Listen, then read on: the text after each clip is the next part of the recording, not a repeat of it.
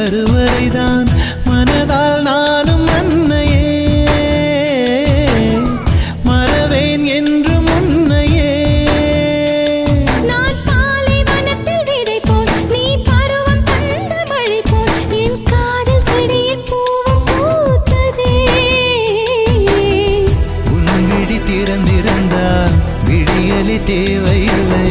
உன்னை நான் துறந்திருந்தால் உயிரது சொந்தமில்லை. இத்தனையும் இனி கிடைக்குமா?